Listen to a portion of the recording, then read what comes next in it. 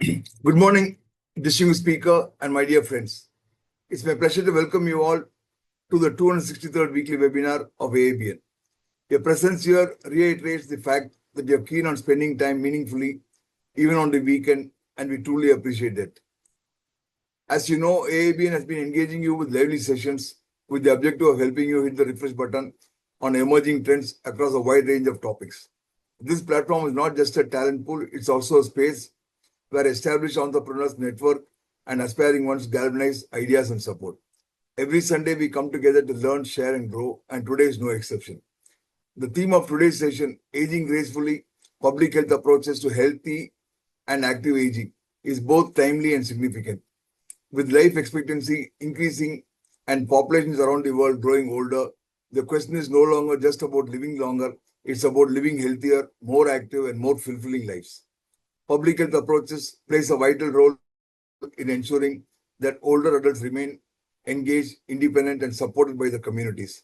By focusing on preventive care, social determinants of health, and community-based interventions, we can transform aging from a challenge into an opportunity for stronger, more compassionate societies. It's my pleasant duty to introduce our guest speaker today, Ms. SaiPrashanthini. She is a doctoral researcher at the SRM School of Public Health, SRM Institute of Science and Technology, Kattangalattur, Tamil Nadu. She holds a bachelor's degree in respiratory care technology and a master's degree in public health and is currently pursuing her PhD in public health with a specialization in geriatric public health under the Chancellor's Research Fellowship. During her master's program, she worked with the Public Health Department of NLC India Limited, where she contributed to employee health promotion, occupational health management, school health programs, and community outreach activities. She has actively participated in health awareness initiatives, including the innovative water bell concept in schools, colleges, and workplaces. Her professional journey also includes serving as a consultant, qualitative researcher with DevSol Research Consultant Private Limited, where she contributed to field-based public health studies. Her current research focuses on health, aging, and the social determinants of health among older adults, with a strong emphasis on community-based and mixed methods research to inform public health practice in India. With such a rich background and a deep commitment to improving the lives of older adults, we are indeed fortunate to have her with us today. Please join me in warmly welcoming Ms. SaiPrashanthini to this interactive session. Thank you, and over to you, SaiPrashanthini. Thank you, sir. Thank you so much. Sir, is my screen is visible? Yeah. Yeah. Am I audible, sir? Yeah, audible. You're audible. So, good morning, everyone. It's my pleasure to welcome you all for today's webinar on Aging Gracefully, Public Health Approaches to Healthy and Active Aging. So, at the outset, I would like to thank Dr. Suresh sir, Gopi sir from AABN, and I'm grateful for Dr. Kalpana ma'am and my supervisor, Dr. Bharati ma'am, for giving me this opportunity to speak on this important public health issue. So, as we all know that the population aging is increasing rapidly in India and globally, the demographic shift has important implications on both public health and also as a for our families, communities, and society as a whole. So, in today's session, I will briefly discuss on population aging, importance of healthy and active aging, and role of social connections, social support, and social relations, and also some parts of age-friendly communities in promoting healthy aging through public health approaches. So, Hi, can you make it full screen? yes, sir. Yeah, now, sir, now it's visible. Okay. Yeah. So, before starting the presentation, I would like to reflect a simple news which is featured on the Times of India. That is, India is getting older before it gets richer. So, after seeing this, like traditionally, our many high-income countries became wealthy before experiencing a rapid population aging. So, however, India's aging still addressing the challenges which is related to healthcare accessibility, social security, employment, and economic developmental issues. So this may raise an important questions for all of us, like, are we really prepared for aging society? And is there any impact on our families, caregiving roles, workplaces, and also in economies? And whether our communities will become more inclusive to support older adults? And how are the policies are working efficiently in the well-being of older adults? So as we look at this image, the older adults who are interacting with their family, society, like family and friends, it reminds us that aging is not just about an health issue of an individual, but it's also an social, economic, and developmental issues of the state, country, and world. It affects all the generations of the population. So therefore, like, the question is whether India is aging, or whether we are prepared for to support the old adults who are living healthy, active, and to provide a meaningful life to the old adults. So now why we are talking about aging is because world is also aging. So one in six people worldwide will be age 60 years or older by 2030. And also, like, 1 in 20, 1 million into 1 billion population in 2020 is about to project double from 2.1 billion in 2050. So the older age population is doubling, and nearly 80% of the people will be living in middle and low income countries by 2050. So this is because of the demographic shift driven by two factors that are increasing in the life expectancy and declining in the fertility rates, which simultaneously raises the population percentage of the older adults in world level also. So aging is a major concern for both world level and also to the India. So aging is not about an individual issue, but also it's a present reality which requires attention from all of us. So India's older population is growing rapidly. Like, one in every Indians is aged 60 plus, and it is expected to increase significantly from 5.4 percentage in 1950 to 20.8 percentage by 2050. So this means that by 2050, one in every five Indians will be an older adults. Likewise, Tamil Nadu also aging than many other states in India. So currently 1.04 crores of old adults in Tamil Nadu are above 60 years, which is expected like 1.42 crores in 2030. That means 1 in 3 in the Tamil Nadu population will be an older adult who are dependent to their families and communities. So previously we have seen about the percentage of the older adults, and now why we should have to care about the older adults. What is the implication of population aging? Like, population has an important implications of in health systems, family setups, economy, workforce, and social productions. So as people live longer, there is a growing need for healthcare services. There are like, we have to manage the chronic diseases, long-term care, rehabilitation, which has to be provided to the older adults, which simultaneously increases the healthcare expenditure of the country. So coming to the family setup, the changes in the family size, migrations of children, and urbanization, changing social structures also influencing the care which is provided to the older adults earlier. And in workforce, like, it affects the labor supply and productivity, and also increases the need for job opportunities for older adults to remain active and engaged to maintain their healthy lifestyle. And coming to the social production, there is a major demand in providing pensions, security, and social services to the older adults. And finally, in economy, like, population aging is impacted by the healthcare expenditure, caregiving needs, and resource allocation to the older adults, which simultaneously affects the economy of a growing country. So aging affects every sector of the society. Preparing for an aging population is not just about caring, but also about building a healthier, inclusive, and sustainable societies to concentrate on the older adults' health. So the focus here, which is not only on living longer, but also ensuring that people's aging in good health with dignity, independence, and participation. Here comes the concept of healthy aging. So healthy aging, according to WHO, it's defined as the process of developing and maintaining the functional ability which enables the well-being of an older adult. In simple terms, that is not about living longer.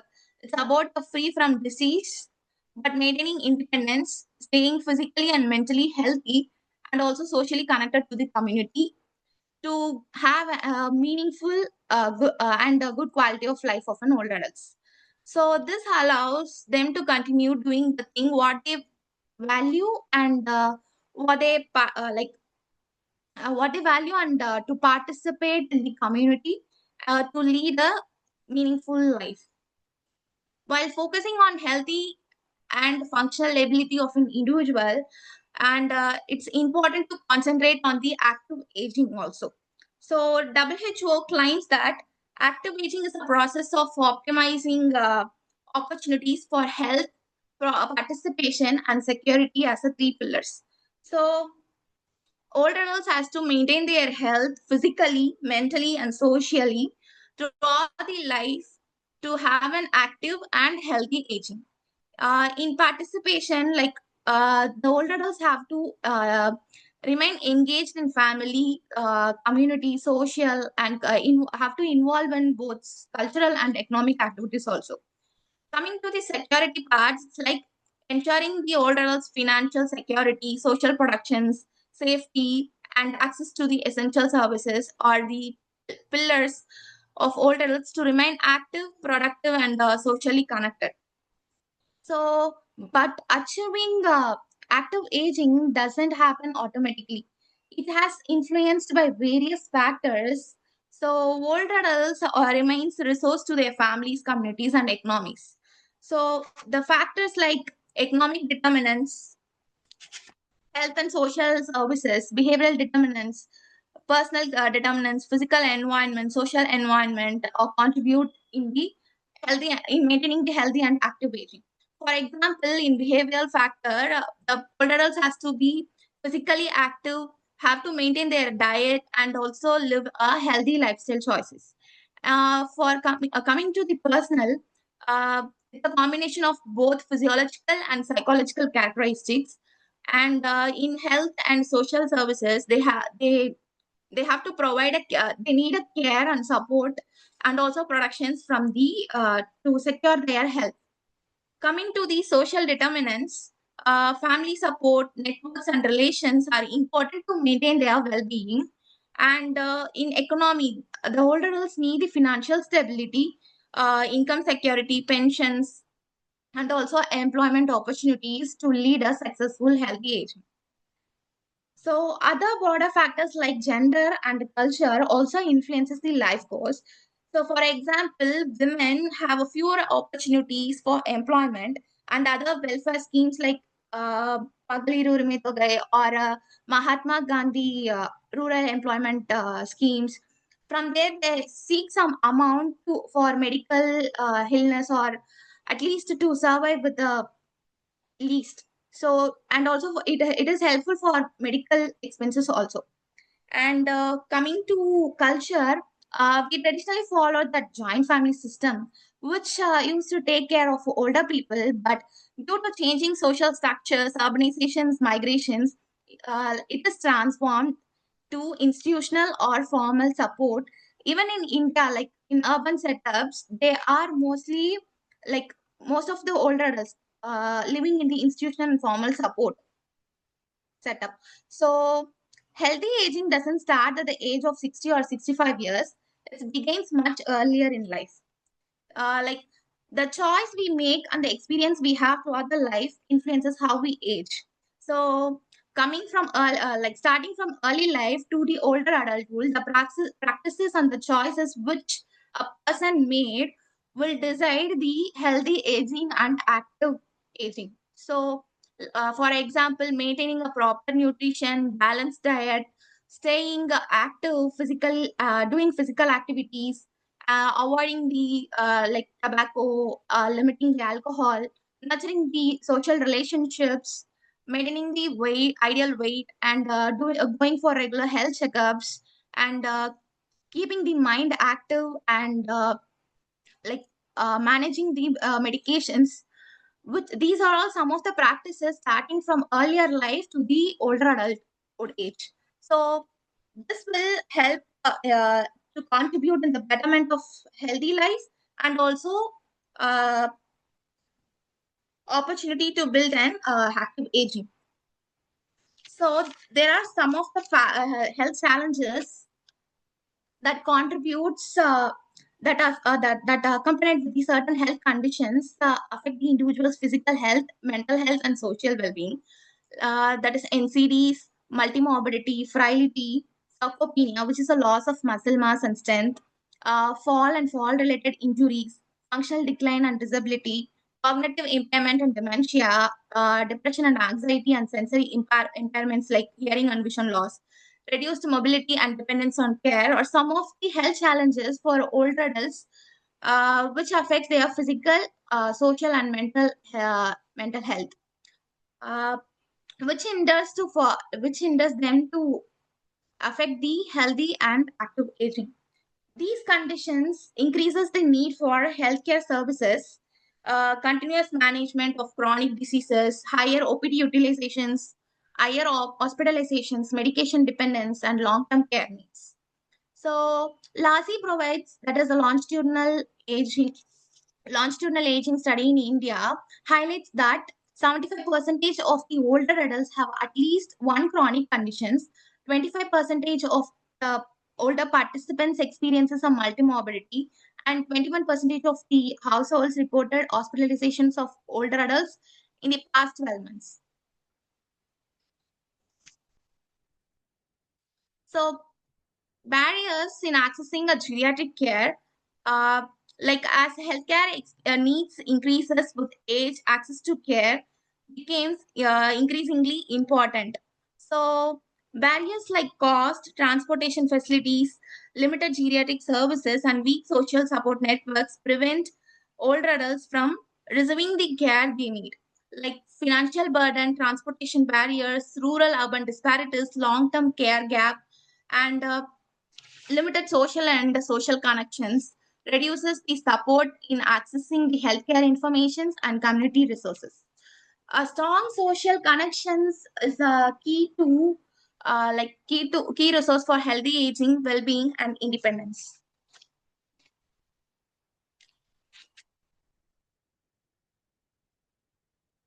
Why social connection matters? Because uh, a strong social connections is the main contributor factor for healthy aging, community engagement.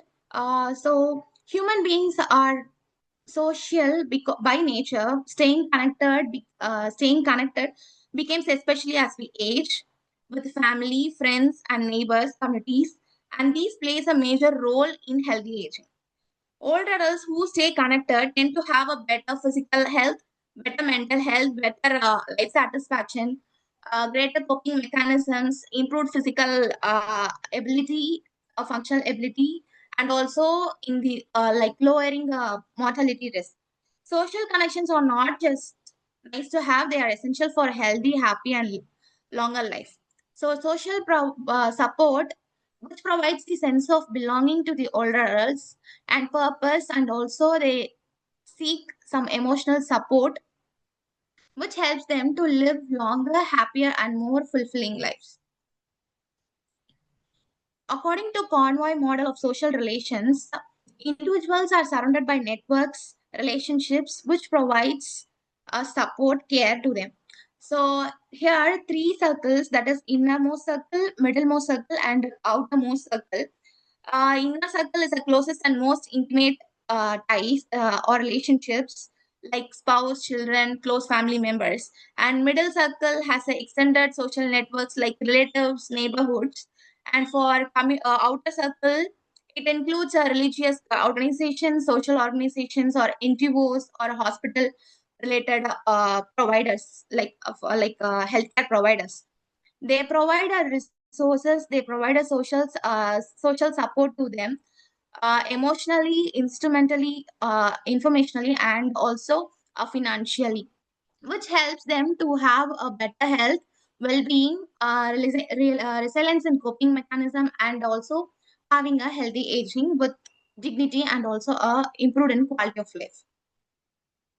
So coming to community engagement and social participations, senior citizens have the like groups called social clubs, associations, and educational workshops, recreational activities to make them community engagement, and also uh, have the there are religious organizations to make spiritual and culturally active, and community gatherings, charitable outreach programs, etc. And volunteering in community service and support for vulnerable older adults help them to help them in both the ways. For example, giving support for others and also help them to be active, which is a community engagement and social participations. Peer support groups like emotional support networks, neighborhood support initiatives, and companionship or major community engagement and social participation activities. When old adults receive this form of support, they are likely to experience the better health and well-being, and also which simultaneously increases the healthy and active aging. So, despite the benefits of social participations, many older adults still experiences the loneliness and social isolations. Like loneliness, it is a subjective feeling that older adults living with family still may feel emotionally disconnected. So it's about the quality of support from the family or from the inner circle. Whereas social isolations is a lack of social context. It's just a quantity of social networks. So there are several risk factors which affects uh, older adults, causing loneliness and social isolations, like widowhood, living alone, migration of children, disability, functional limitations, reduced social participations, and also a chronic illness. This results in depression and anxiety, cognitive decline, frailty, and a poor quality of life. Also increases the mortality risk of an older adults. So coming to strategies to reduce the loneliness and social isolations, there are social prescribing, that is connecting older adults to the community activities and support services, community outreach services like home visits, neighborhood-based support for isolating social older adults, and intergenerational programs, uh, like promoting meaningful interactions between younger and older generations, which in turn uh, helps to maintain the health and cognitions of the older adults, and also reduces the screen time and seeking moral knowledges from the older adults for the children.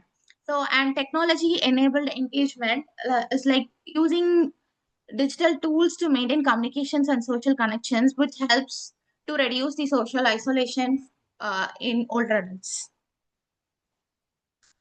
Likewise, older adults have to in how health and social is important. Likewise, environment also very important, which plays a major role in healthy aging. So age friendly communities enables them to have safe active participation and maintains their independence. So according to WHO, it focuses on healthy and active aging promotions. Government organizations, workplaces, communities has to work together to build an age-friendly communities to to have a healthy aging of an older adults. It includes transportations, housing, social participations, respect, dignified social inclusion, civic participations, outdoor spaces and buildings, community support, and healthcare services. So, while leaders and organizations must act on policy, they have to act on policies, social productions, age-friendly workplaces, caregiving supports, because aging is an investment, not a cost. So, coming to the India's response to population aging, it has a Ayushman Bharat scheme, which covers health insurance of an older adults, a national program for healthcare of an elderly, which provides guidance, supports to the elder people, financial security provided by social national social assistance program for disabled older adults, and providing some assistance for the older adults. Atal Pension Yojana, it's a pension scheme for financial stability, welfare and support schemes like Atal Vayu Abhyudaya Yojana, Elder Line. It's a toll-free number to provide support, guidance, and emotional support to the older adults. Other training programs and the legislative programs to protect the senior citizens from to have a right and respected life. So, key takeaways: India is aging rapidly, and population like healthy aging is a public health priority. Healthcare alone is not enough. Social connections also matters. So loneliness is a growing challenge for upcoming population. Age-friendly communities benefit to all, and collective actions is needed from both. It's a multidisciplinary approach to make older adults to lead healthy and active aging. So, adding years to life is important, but adding life to years is essential also. So, as we wrap today, aging gracefully isn't about fighting time, it's about making the time count. So, already we have our ancestors have the like they have lived naturally, moving their functional ability and also staying connected to the community. So today the choice is ours. Uh, Thank you for all for joining here. Yeah, thank you. Thank you very much, Sai. Thank you very much, Sai. We'll keep the floor open for question and answers now. Participants, Exactly. you can ask your questions one by one. Please unmute and ask your questions.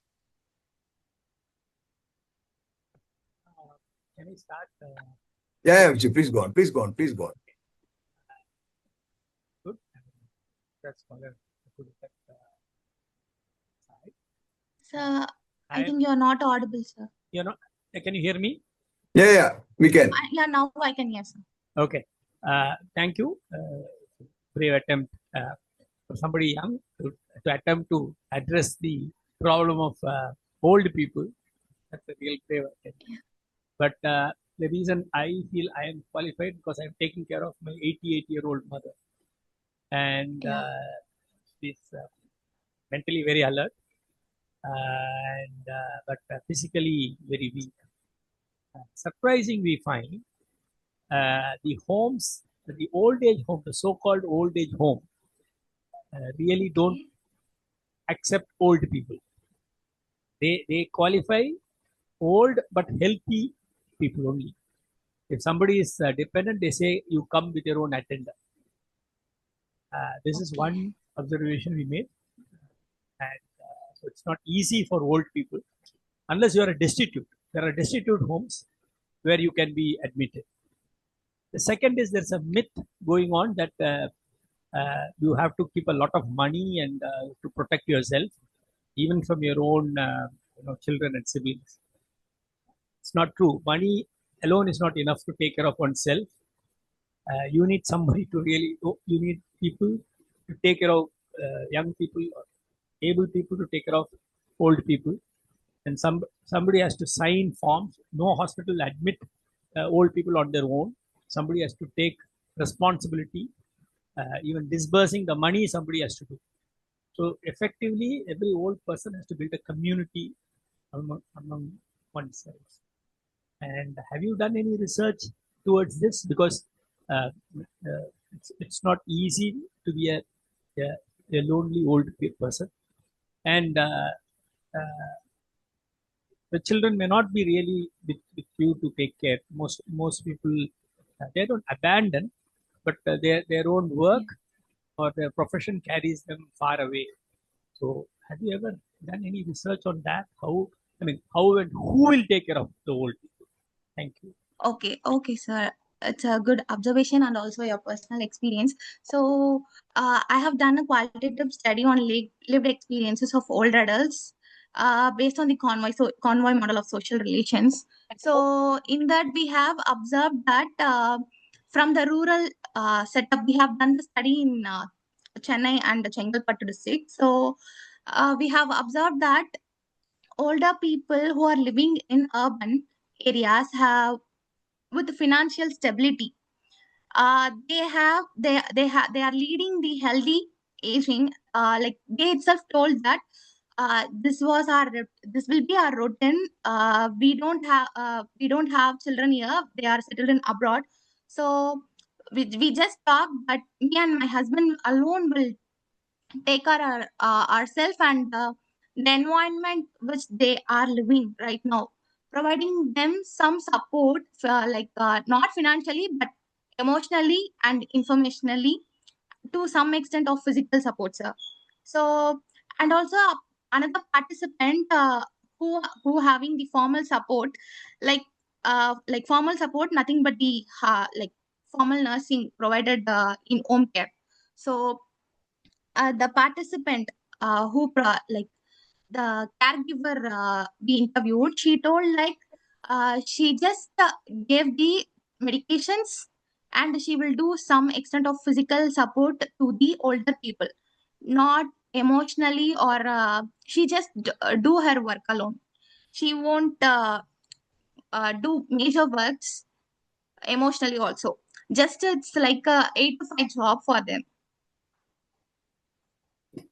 Who will manage the money? Who will take a decision whether a procedure has to be done? But Whether the can you close this screen?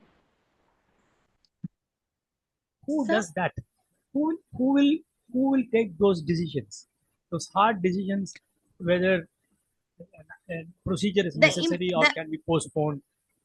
Because you cannot trust your money with a stranger. If you're fit, it's okay, Yes, mentally sir. and physically. Otherwise, who will take it? It's immediate circle who lives nearby to the older adults, sir. Prashanthini, can you close close the PPT, the screen? Yes, sir. Yes, sir. Good luck.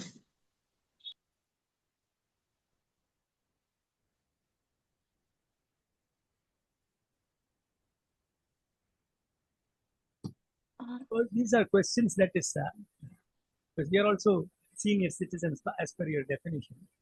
So, Yes, sir. who will take care of whom?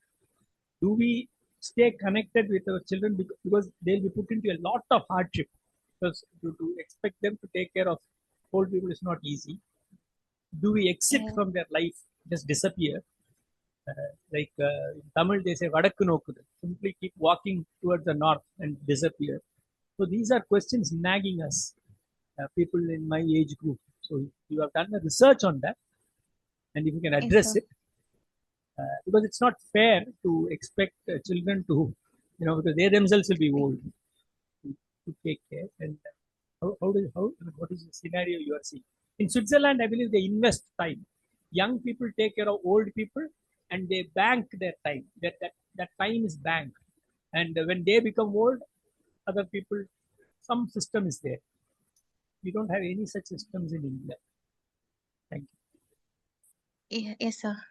So, yeah, I do accept that, but the like in case of financial stability, the immediate circle people will come forward to certain extent to provide support to the older people, sir.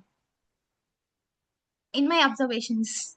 No, I'm understanding. The money you can pay your nurse, your medicine. But who will manage that money? Who will write the check? Who? Because the person is sane and normal and healthy, no problem. I can manage my money. Yeah. But when I am suffering debility, I am not able to take decisions. Who supports? What is the system?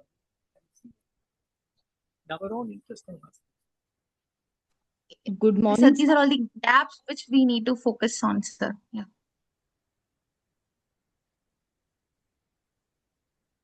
Good morning, sir. And good morning, Prashanthini ma'am. May I suggest something in this? Yes, ma'am. Sure, ma'am. Actually, I just came across with a gentleman who is again from South, somewhere from Andhra Pradesh, and he was just narrating some kind of collective efforts what they are taking at the village level. So though it is not really directly related to your question, what sir has really underlined here, but then that can solve that particular problem to an extent. What I just thought of. So what do they do is they, as a community in village, they contribute a certain amount of money every month towards the betterment of, you can say, a temple. Okay, because there is always a fight of who will take the credit. The one who will contribute more will be given the first preference to do the puja or things like that. So, to eradicate that, what they have done is that whatever amount you can contribute, you just contribute, and everybody is equal. Similarly, some making some changes in this particular model, one can, once you are what you say 55 years of age, when you are earning or when you are still active, or you can contribute. I think at the village level or community level, or at you can say urban level also, according to the areas, we can form such kind of committees. Such kind of people can come together collectively, known people or the community people can come together. They can form a society, and everybody can start contributing certain amount of money 10 years prior to, before they could become an elderly, or they can fall into that definition. And after 10 years, by then they would have emotional bonding and otherwise also, and they can have a community kitchen, a small center. With they can even hire such kind of a place where they can collectively meet every evening. They don't have to really cook in their houses. They can, during the entire day, they can have their own, what you say, schedule, and they can meet at the meal times. And some basic medical facility or a doctor on a call can be available, because if the money is available, this can be done, and it is a collective effort, so everybody is contributing and everybody is benefited in such kind of a scenario. So this can be implemented. This is my a small suggestion what I could just think of right now. And another question what I have is that, just because a person enters into a certain age does not become a, they become a senior citizen, but they do not really become entitled for the taking care of, that somebody should take care of them.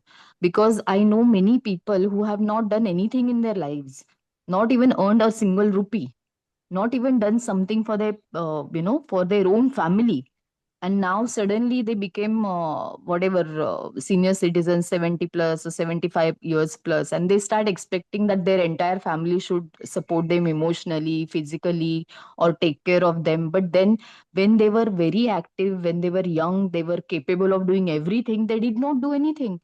So how we can, and that is why I believe they are abandoned by their family, because that emotional bond is lost way back.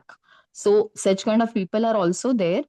Maybe, the percentage is very less, but this also do exist. That is why these old age homes are there, where the children do not really want to see their parents anymore.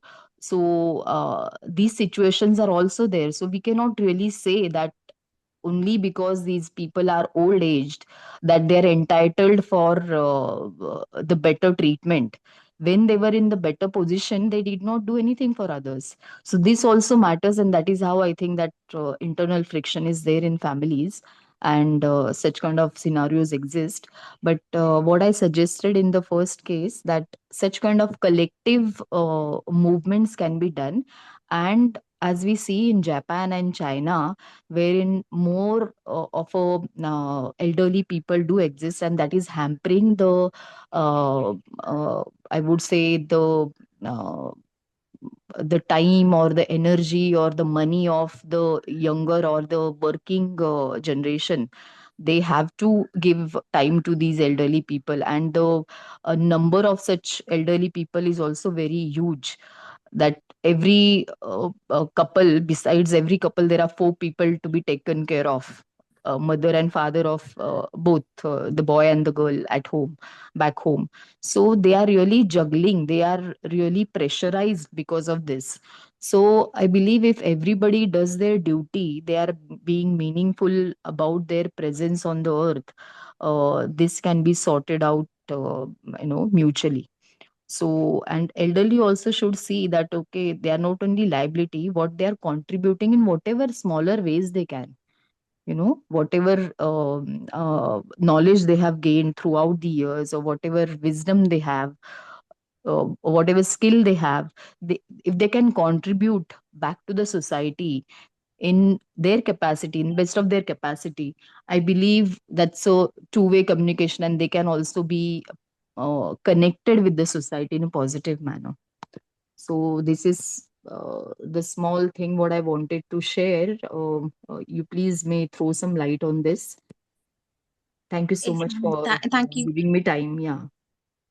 Thank you, ma'am. Thank you. Like, as I told in the PPT, healthy aging is not starting from the age of 60 or 65. It starts from the early age practices. It includes all the aspects, starting from healthy lifestyle, nutrition, like how they work, how they are physically active, how they are managing their family, society, and what are the contributions they have done to their family, and to their health issues also, how they are physically active in the older age. So these are all the some of the components which helps all the older adults to lead a successful healthy aging, ma'am. So we already know that, like, what we reap, like you reap what you sow, right? So, like, we have done something in a good manner that will always give at least some sort of good things in the future. So the practices from the early age will at least help to have a good healthy aging in the end, ma'am. Good morning, madam. My name is Muthukumar. Can I share some thought process? Yes, sir, sure. Madam, fundamentally, what we talk here mostly about what is happening in India, of course, that is what concerning us, right? But the fundamental issue, let's start from four principles, right? I don't want to take too much of time. Gopi can stop me if I'm extending my time. But biologically, nature, they do not demand that children should take care of the parents. That we should understand. Fundamentally, we do not understand it in India. Outside, I work with a lot of Europeans and Americans and Australians. They don't expect. They know children are, after the age of 18, they're independent. They can do whatever they want. They do not expect anything back from the children. The children should take care of it. So they, by the age of 40 or 45, they plan to be alone. They are plan to be independent. Even Mr. Vishnathan said about who is going to take care of the payment, who is going to sign, everything they write it down. I'm 64 now. I have friends, American friends, European friends, and now they write it very clearly what they want and how it has to be managed. They are mentally prepared. We are not, because we do not teach. Even today, even in 2026, today in the AA world, most of the parents think that the children should take care of them. That's number one. Number two is, we are the only community in the entire world. We spend our money even at the age of 30 for children to do PhD. None of the parents sitting here in this conversation can disagree with that because they always spend money. They ensure that the children are comfortable. Even at the age of 24, even at 30, even at the age of 40, I have seen parents buying a house for a child who is 40 years old without any responsibility. So we spoil our children in every aspect that we don't allow them to learn discipline. And that's another issue with the parents of India. Yeah. Then thirdly, when I come to around 60, 65, when they retire, they think the life is end. They don't want to do any work. I mean, what is wrong in cooking? What is wrong in cleaning the house? What is wrong in to do your own work and become self-dependent? There's a beautiful movie called Kadesi Vyavasai. I think everybody has to see that movie. That old man lives without any support from government. He doesn't need government's electricity. He doesn't need government's water. Doesn't need government's freebies. He lives it. And the whole movie is so beautifully taken. And that's a learning point for all of us, actually. And he's proved that gentleman, that movie is a great movie for that. And exactly the same thing. And the fourth aspect is we the only Indians, we expect that just because I'm your father and mother, I spend the money to make you study, get your degree, get your marriage, and we spend a lot of money to marry and everything, then biologically they should feel love back to us. That's wrong. The generation, as per the evolution theory, it's not me I'm telling, it's evolution theory. If you read the evolution theory, as an evolutionary biologist, if you look at it, it's all progressive way. You take yourself. You never bother about your parents. You took care of them. You helped them a lot. And like Professor Vishnathan said, he's taking care of 88-year-old parents. Everything they did. But that's a duty. But the whole focus will be on the next generation to make their children grow well. When their children get married, they will take care of their own children with whatever respect they have for the family as a duty they will do. But that's different. Duty is different from love and affection. Because love and affection will go to the next, it flows like a river from a high to a shallow level. So the next generation will show love to their own children more to the parents. For parents, they become duty bound. So what we do is we mistake the duty of the children for love and affection.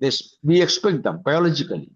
The only way you have to make people respect you or like you is to become more useful to them, functionally useful to them. We don't teach our elders. Even today we talk, I was watching everything, but there is not a single plan to teach our elders to become functionally useful to the society, to become functionally useful to their own children, to ensure that there's a connection between children and the parents, or basically through a functional use, actually, not by biological relationship.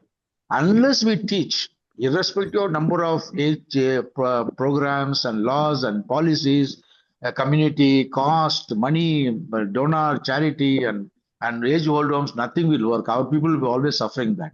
So fundamentally, forget about the generation who's already 60 years and above now.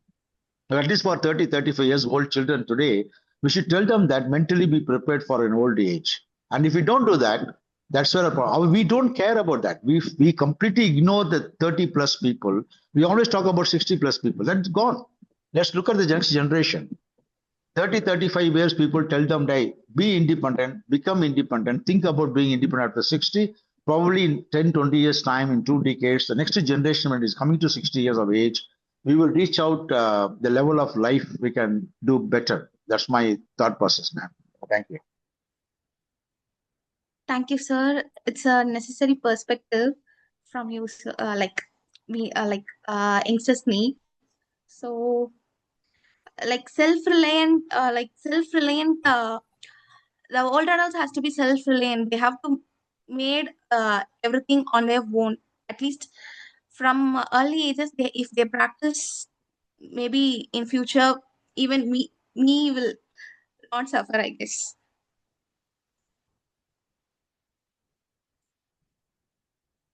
Can I just add one point? As in our Advaita philosophy, when Adi Shankara is talking about it, it's not his word. In the Ashtavakra Gita, as well as the Viveka Sudamani, not directly coming from Advaita philosophy or Brahmasutra, but from Viveka Sudamani and other authors who wrote the commentary for that, there's a beautiful word is coming up in our system. What it says is that if you do not feel comfortable and happy to talk to yourself, why do you think others will be happy to talk to you? Basically, the purpose is that you should know, you should be able to become silent and focus to inside of you towards your soul when you age, after completing your duties and responsibilities. When you go into that vanaprasastha, you have to start thinking, talking, looking inside you to the soul. When you do that, all the external expectations, apart from physical needs, yes, as Professor Vishnu kindly pointed out, someone should take care to take you to hospital, sign papers, and pay money. Except the physical needs, or everything else, you can become silent to become yourself. The story of Yajnavalkya, that challenge between Maitreyi and the Yajnavalkya is a great learning lesson. People like someone like you should actually read that and teach the people, because the argument between Yajnavalkya and Maitreyi is one of the learning lessons, how to become old and how to live old and become silent to yourself. It's just an added point. Our system says that. I'm trying to practice it myself a lot actually to see how I can become silent without expecting a lot of noise around me, a lot of people not attending to me or talking to me, how to become like that. So it's a very interesting concept. Thank you. Yes, thank you, thank you, thank you for insight, sir.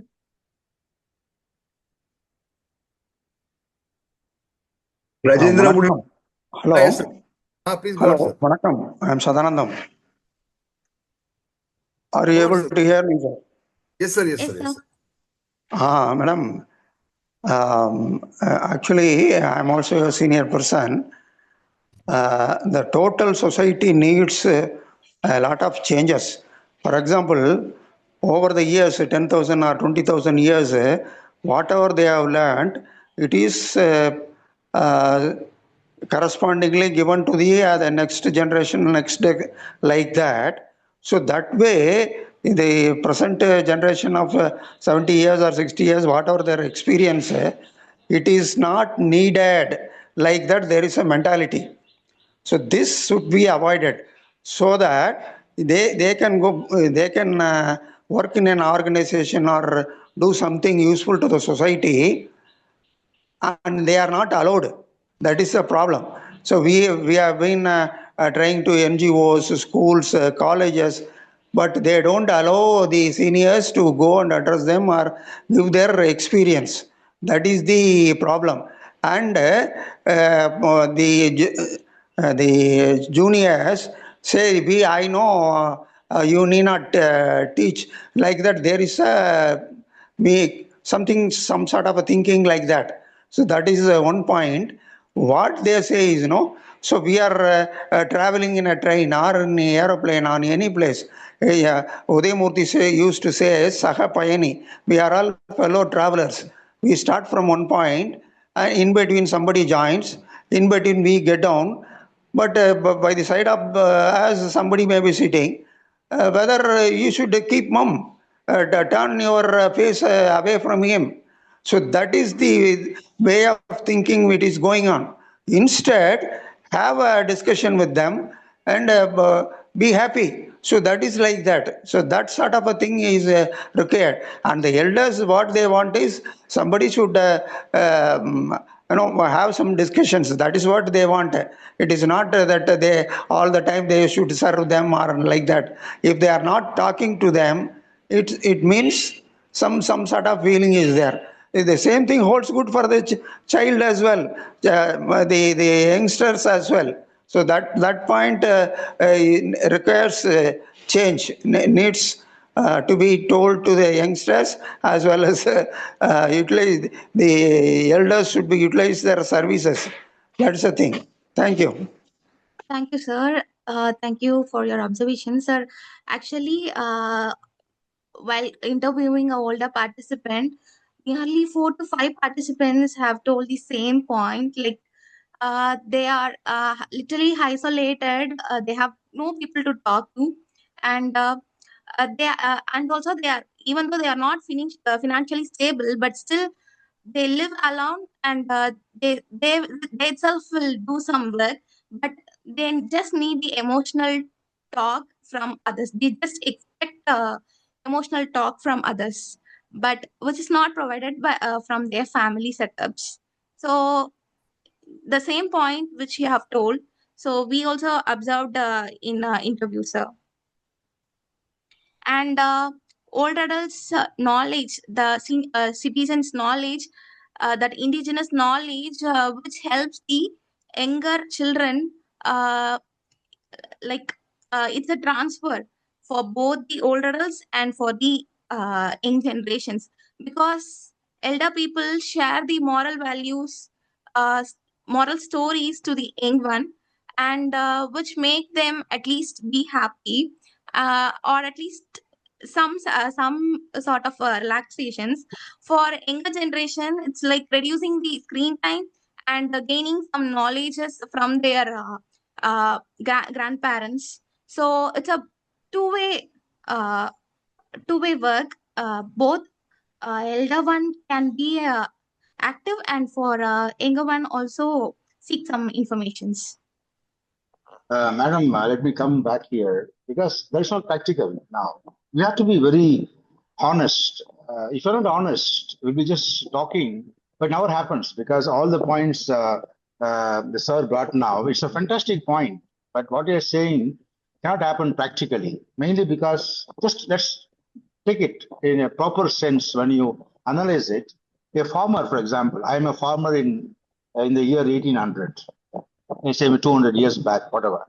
And I'm a factory worker around 1920s and 30s when all the factory and manufacturing plants, everything came up to the world. And I became a factory worker from a farmer side.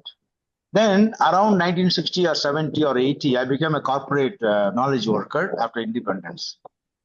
For 200 years, whether the farmer of 1800 or an industrial worker of 1920 or a corporate knowledge worker of 1980, we all looked at a very same core human facilities.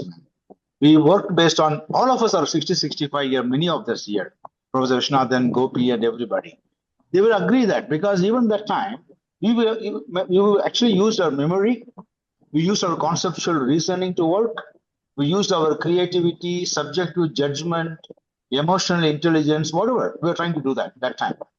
And we also created a purpose for our life, meaning making, to take care of the family. Many people have to marry their sisters or give the loans back to their parents or even construct their house, for example. Maybe their parents were not very well to do. They have to create their first generation people working hard. All this they did. But what is happening today, ma'am? Let's be very honest. All the tools have changed today.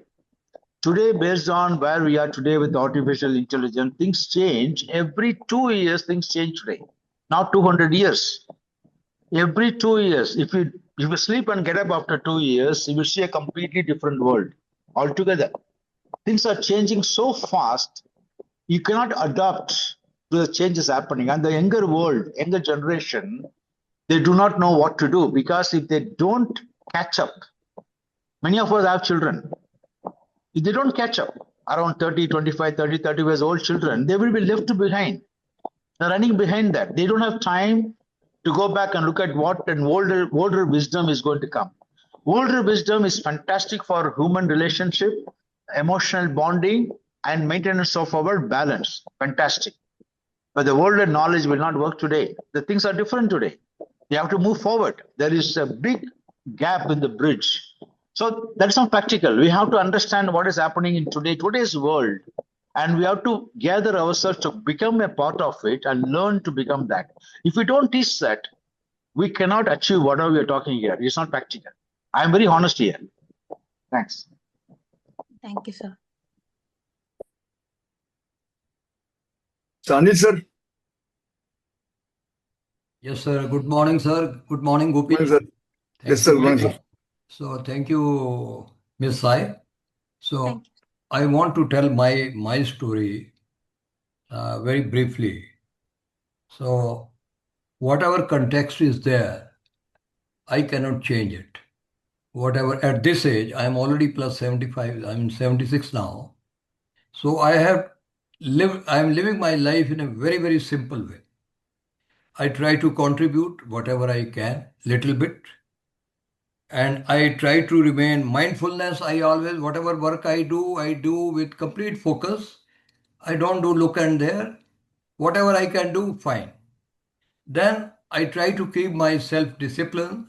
For the last 50 years, I get up 4:30 in the morning. I get myself shaved and all rituals. I finish by 5:30. Me and my wife, they go for morning walk at 5:30, and we come back at around 7:30 after yoga and exercises, whatever we can do. This is all within ours. We don't spend even a single paisa in that. This is all free socially in the parks. We join there. And then social activities, whatever the people are there in our park nearby, I join there, and I try to avoid, spicy food and all parties, whatever it is. Sometime once in a while is fine, but as simple as that doesn't cost me anything. No financial need is, and the most important thing is I try to keep myself occupied, and because of upskilling, Mr. Rajendra is also a great friend of mine. He is almost 40 years younger to me, so he is also there in this group, Rajendra. So and Gopi sir also. So I try to upskill myself every day, and I get what benefit I get. My body and my mind, it remains always alert, and all my companies with young people, they try to love me. All young people, when I share my knowledge with them, I am not that way. I say I have acquired this knowledge or that knowledge, but trying to keep myself not for financial gain, but to keep myself occupied. This is what I am doing now, and I try to keep myself aware whatever it is there. Sometimes, we have formed a group and we go as a group to AIMS. AIMS is very close to us in Delhi. I think in every capital AIMS is there now. And we get, after 65, we get free checkup, free medicines. We get it. They give us 3 months free medicines, and there is a separate ward for senior citizens there, and that also I can afford now medicine, but when I get from there, I try to get there. All my tests are also done free. They are all regular tests. I am getting it done. This is how I am living it, and I am not complaining so to the society or to the context, because I cannot change the context now. Slowly, maybe things will change for us, but I try to adapt, and I am very flexible as per the circumstances. Thank you very much. God bless you all. Thank you. Thank you, sir.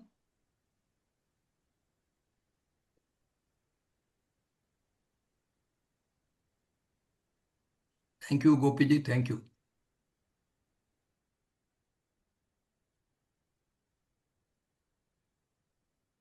Can I add a few things? This is Rajendra. Yes, sir. Sure, sir. Yeah. Why not? Rajendra ji, come on. Yeah. So actually, this topic is quite relevant, and actually, I have a startup. They are actually working in this area, primarily how we can deploy the technology for the senior citizens' benefit.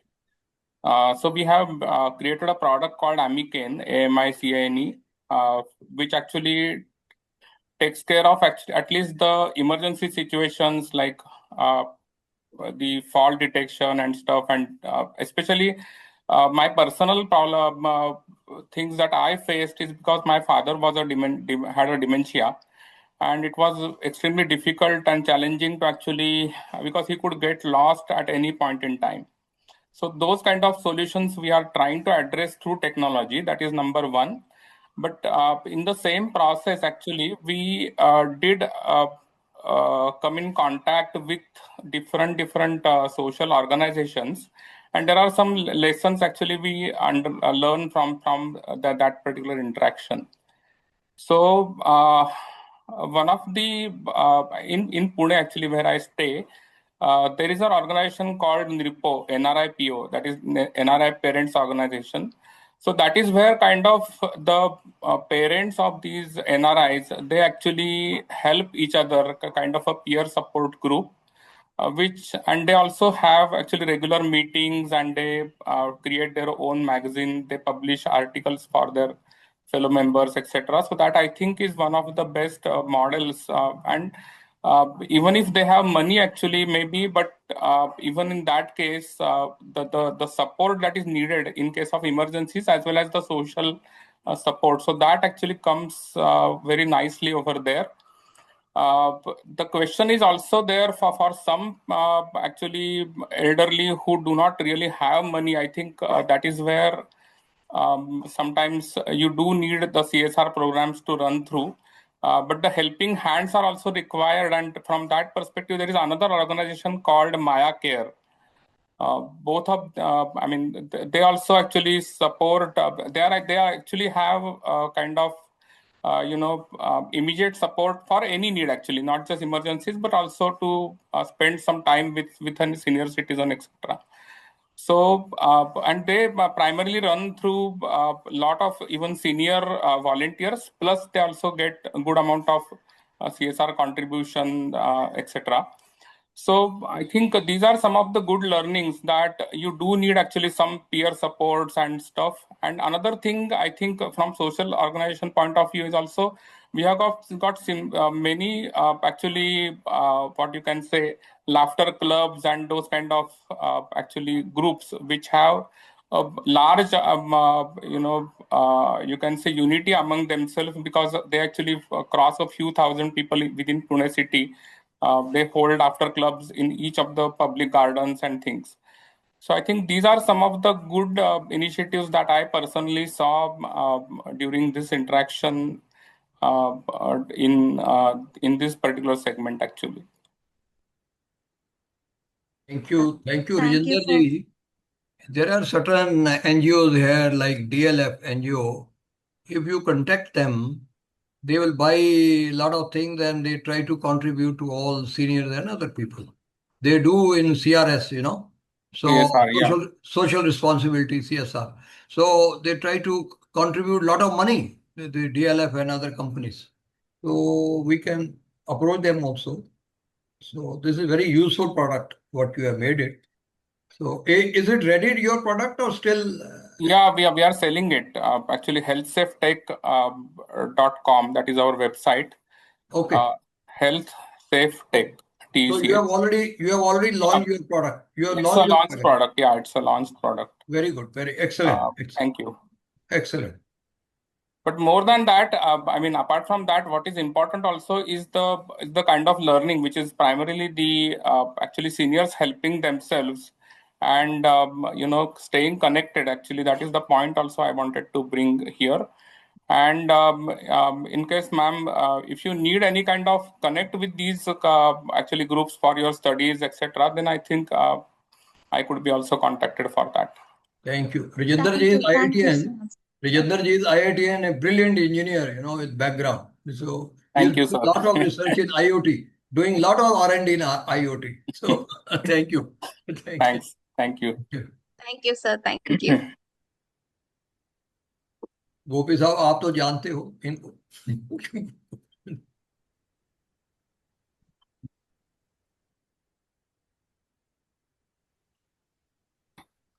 Issue is legal issue, sir, because they want children to sign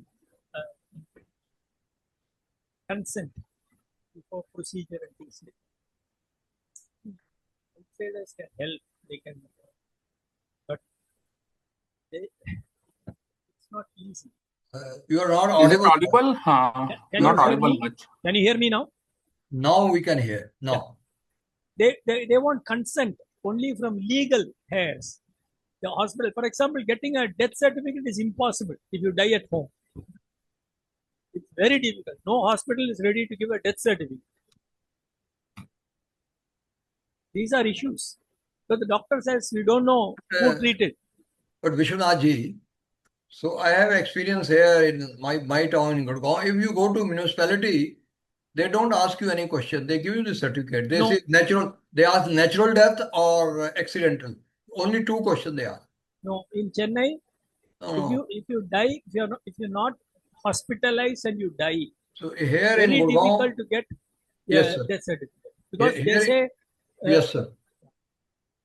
Here in Gurgaon, nobody faces any problem so far. Sir, Professor, if I can give clarification, you're right. You're right about Chennai, but the Chennai, the law is if the person who dies at home, if the age is less than 60 years, it has to be done through only postmortem. You're right about it. But the person is more than 60 years, dying at home, they will get a death certificate. There's a law. You're right about it, actually. So it's very difficult for people less than 60 years of age. If they die at home, they will compulsorily take it to a postmortem in Chennai today. The law came only a few years back, actually. Yeah, maybe right, sir. Muthuji, you may be right. It may be here also, same thing. But I am only experienced very senior citizens. Yes. The senior citizen, no problem, sir. Above 60 years of age, no issues in Chennai also. Yeah. But our professional is right about less than 60 years is right. And recently, one of my friends' wife, 59 years, she died at home. And that's the time more insights came to us because everybody fought with the hospital, but they said very clearly that it has to be a postmortem. We won't give death certificate without identifying the cause of death. So it took 2 days actually. Yeah, that's right, actually, sir. No injury or anything they want to verify. Yes. Yeah. You're right, sir. Right.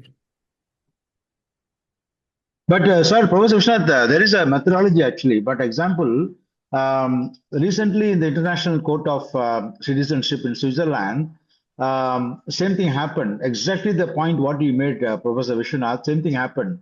The elderly person who had a lot of money with him, but his children were outside and he was not able to get authority or this thing. So he went to the court of Switzerland that you can actually even study in Google, I think. He went to the court in Switzerland and applied to the judge saying that, says, I am alone, my children are not here in Switzerland, they're outside the country, they can't physically come here. And even for India, for example, this is very important for India.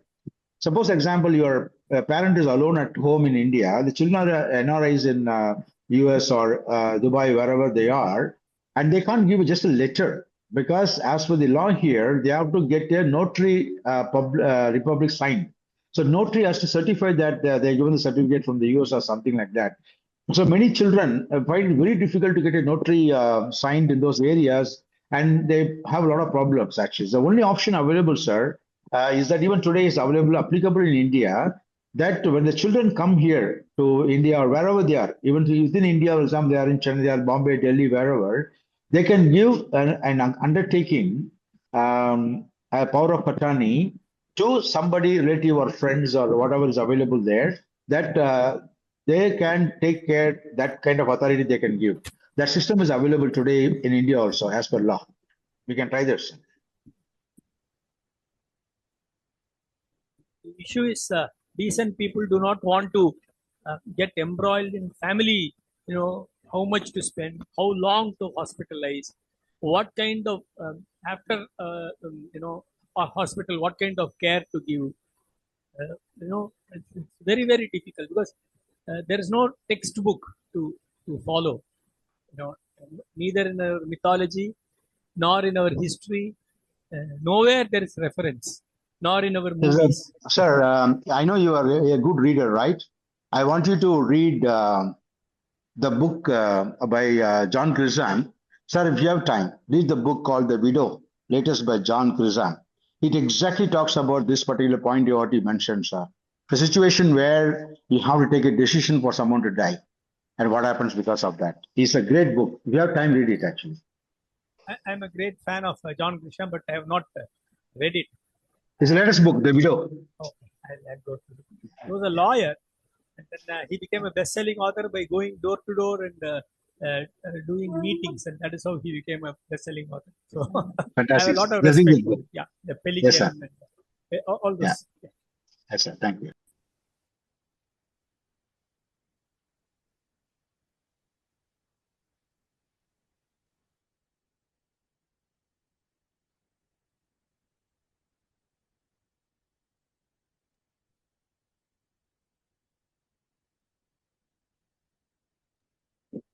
So may I? Yes, ma'am. As just now, sir suggested that who will take care of these decisions, will the will help or it will be of any benefit? This is the question to maybe those who are from a law background, that if we are, whenever we are alive, nowadays, they say that it just takes less than a minute to just write a will, and you can even write it on a piece of paper and make your family members and near and dear ones know about it, that you have written a will. So will that help No, in sir. certain Madam, extent? can I answer that? A Yes, will yes, will sir. not help, ma'am. A will comes to effect only after your death. A will comes to effect only after a person's death as per law. So a will cannot help to take decisions when you are alive. So will not work there. The only way you can one can actually put a condition for who will take care of it, who will take decisions when he's alive only through a court. He has to get a judge order signed and witnessed by along with somebody at the level of High Court or Supreme Court. Not even at the judicial sub court is not allowed. High Court judge has to witness it, sign it, and stamp it, madam. There's the only time. And also the person who's accepting, you also sign in front of the judge that I'll take responsibility. And you suppose that the person has got children, wife or children, everybody, the blood relation, wife and the children only. Because as per law, the first responsibility goes to the wife or the spouse and then the children. And if he doesn't have a spouse or a children, the parents have to sign on it. And unless this is done with a judge effective, it can't be, the will cannot work, ma'am. So it looks very tedious, sir. That means the person is already helpless, and then how he or she will do such, such kind of a running around. No, when you are healthy enough, you do it. For example, let's say you are somebody 65 years of age, right? And you know the children are going to be in the US or whatever, UK, outside the country, they're not available to you. And as the Professor Vishnu said, people find it difficult to take decisions and nobody wants to take responsibility. When you're healthy enough, you put a condition that time because I can't expect my children to come from US to take decisions. So I'm going to either my spouse can take responsibility for it. Mainly because this actually happens because tomorrow somebody can blame that wife or even a wife or husband taking a wrong decision in the hospital. So you have to put it. This is a reality. I know what you're saying is not everybody can do this. It's very tedious, but the judge also will test you. There will be two psychologists who will test you that you are a sound mind, you're doing it or not. So there'll be a government appointed psychologist who will certify that you are a sound mind. Then an independent authority also will sign saying that two psychologists that approve that you are in sound mind to get this kind of an idea. It's a very tedious, takes about 3 months to do it, but it is in law. So is there any SOPs written for this or people are aware of it, sir? No, the law is there. I can find out and send a copy to you through the Gopi. But whether people are aware or not, I don't know because it's not very easy. But the law is there. I can find out the SOP and forward to Mr. Gopi. Yeah, sure. That would be really helpful, sir, to everyone. Thank you, sir. Yes, sir. So you're ready to answer. Hello. Yes, sir. Please go on, sir.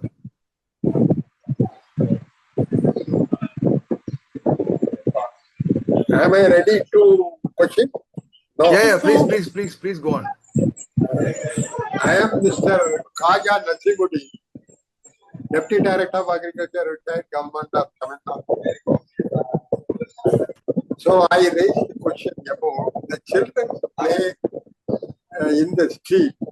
Sometimes they will dealing with the dust in the street. How can you avoid that?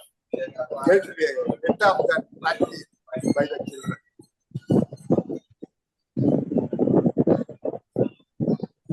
Let me know the things from you.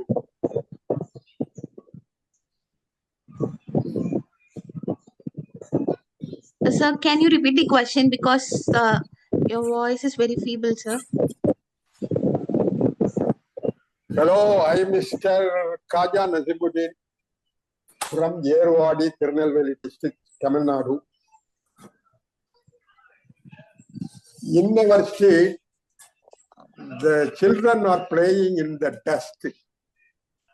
They are doing knowingly and unknowingly. They are spreading the dust inside the house. How can we prevent the children from playing in the dust? That is my question.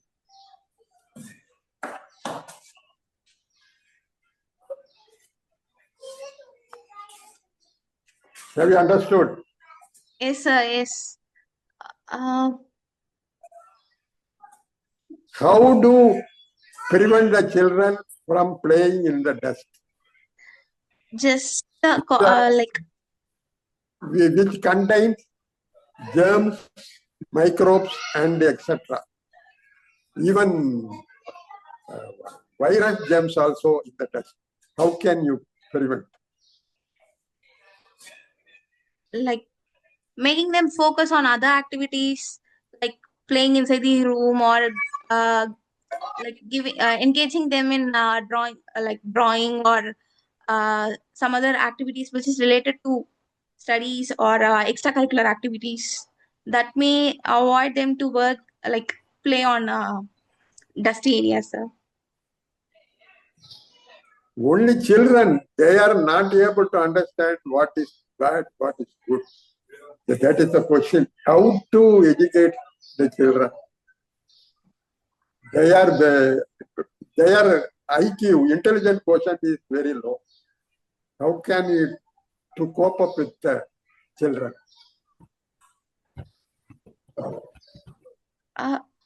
IQ is very, very slow and very minimum. IQ, intelligent quotient. Okay, so telling them we have to sit to them and we have to tell everything in a soft manner. These are all the issues while playing in the dust, and we have to make them understand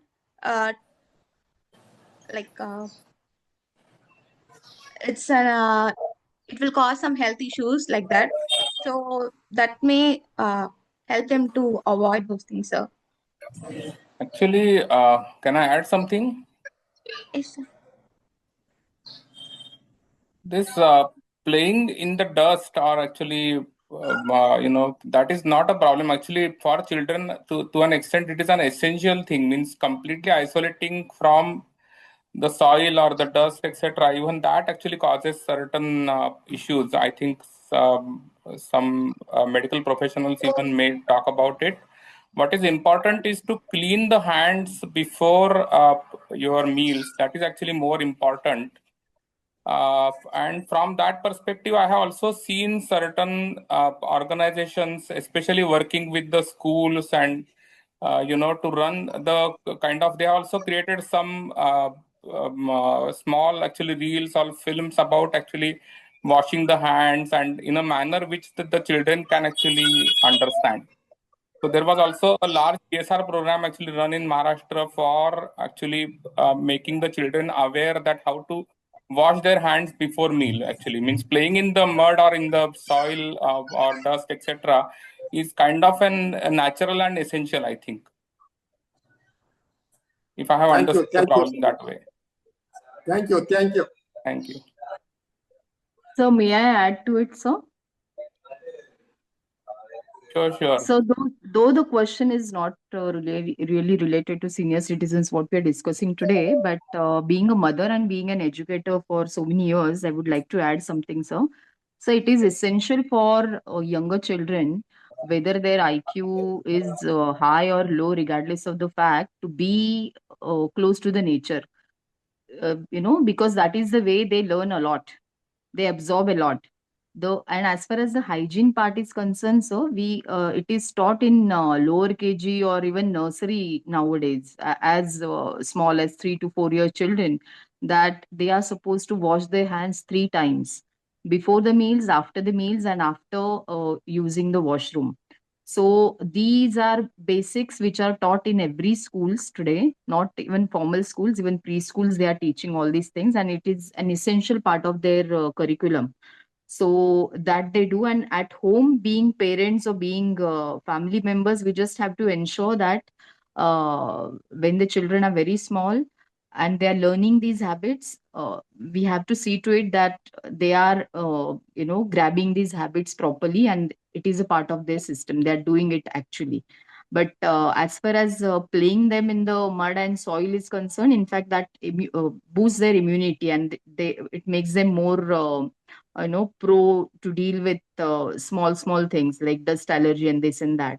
But if it is really going beyond the healthy limits, then definitely few children are allergic to dust and all, they have the asthmatic properties, so that in those cases it should be avoided. And also, a very common sight what we see nowadays, I would just like to add to it here, which could be valuable for everyone to take it. That we see pigeons everywhere, especially in urban areas, in between the duct areas or something like that. So these pigeon poops and pigeon waste should not be taken very lightly. They definitely cause allergic reactions even to elders or even to grown up people. So that such kind of dirt and you can say uh, health causing areas, we should take care of it. Otherwise they should be allowed to play freely in the common areas or in the verandas or in the angans, wherever they can. In fact, that helps them to develop a lot of things. So thank you so much.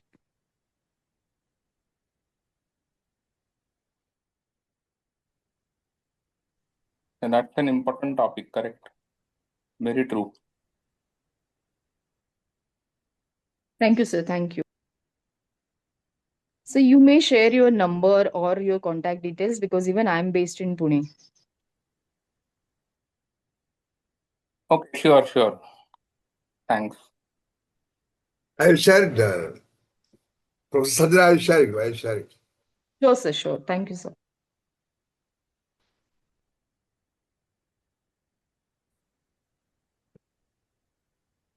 Dr. Kadresan?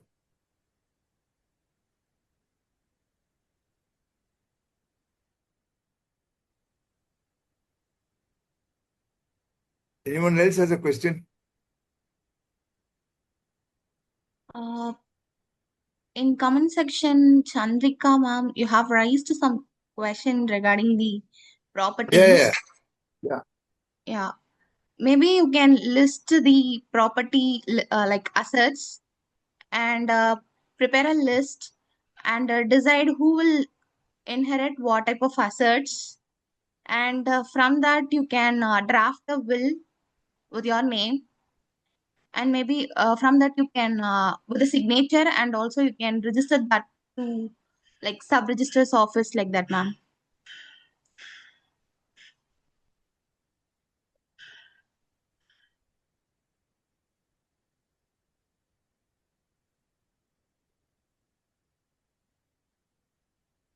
And ma'am, may I also add something?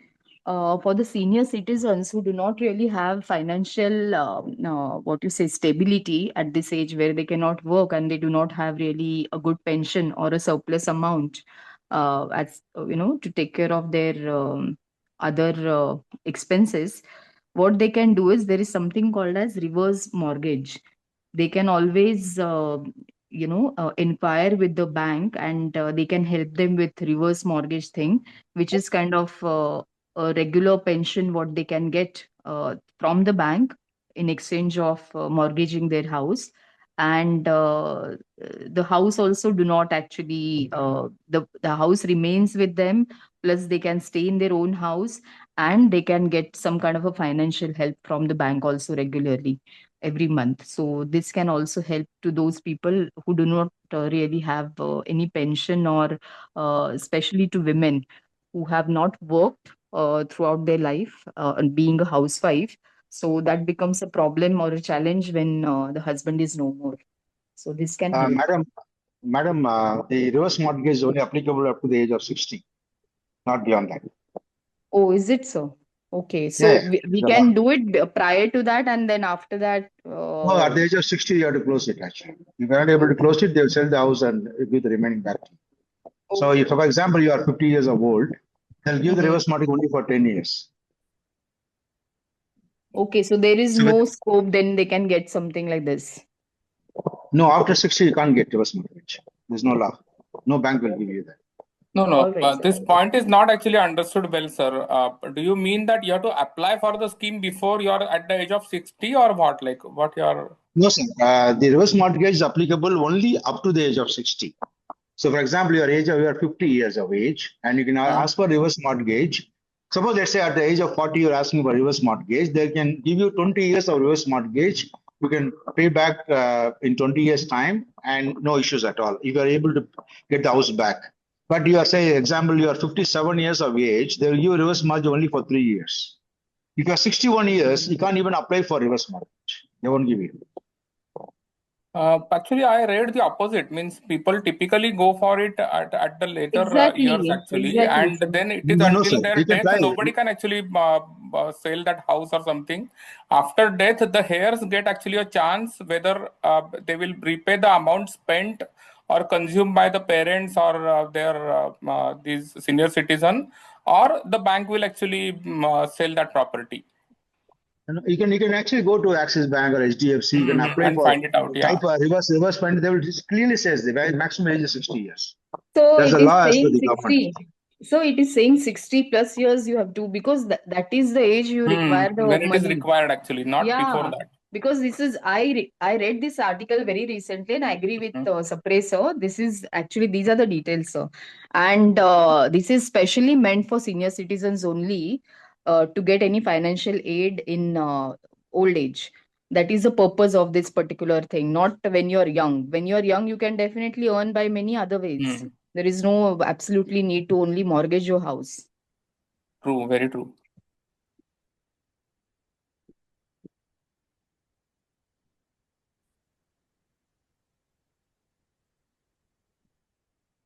Anyone else has a question?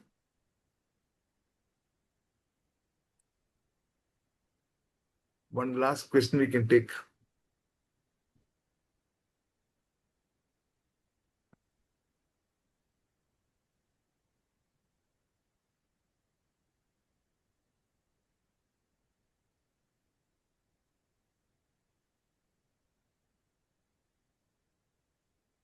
I think this topic was very important, and thanks for bringing it a discussion on that actually. I should also thank Mr. Suresh for having helped us to get this topic here.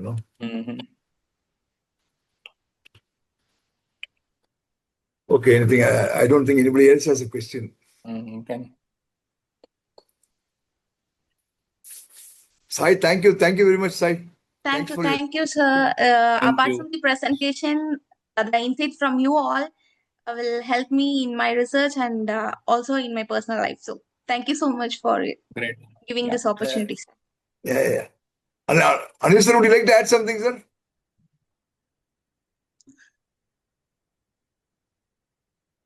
Anil sir, would you like to add something?